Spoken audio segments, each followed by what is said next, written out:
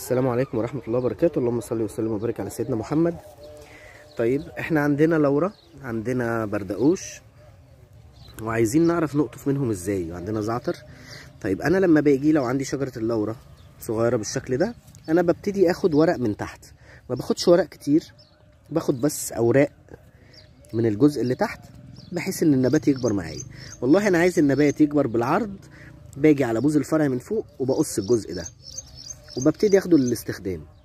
طيب عندي بردقوش هقص منه ازاي؟